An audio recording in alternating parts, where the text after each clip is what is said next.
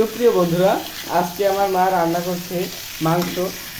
তো আমি এখন কথা বলবো না, আমার মাই তোমাদের সাথে থাকবে কিছুক্ষণ ধরে। মাংস রান্না কিভাবে করতে হয় যারা নতুন তারা আজকেই শিখে নেয়। প্রথমে আমরা পেঁয়াজ কুচি দিছি, তারপরে রসুন, তারপরে আদা,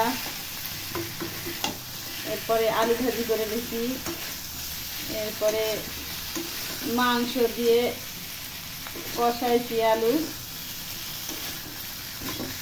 অনেকক্ষণ কষাতে হবে। কষাতে কষাতে প্রায় সিদ্ধ হয়ে যাবে। তারপর অল্প অল্প একটু পানি দিতে হবে। এরপরে গরম পানি দিয়ে কিছুক্ষণ ফুটালে পরে একটুখানি নাড়াচাড়া করে উঠিয়ে ফেলবো। তো বন্ধুরা, এখানে দেখতে পাচ্ছ যে আমরা আলু এখানে ভেজে নিয়েছি হালকা করে।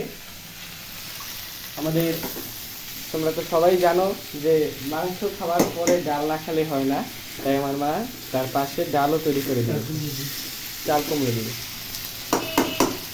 তো খাবারগুলো খুবই টেস্টি হতে যাচ্ছে। তোমরা যদি কেউ নতুন মাংস রান্না করতে যাচ্ছ তাহলে আমার এই ভিডিওটি লাইক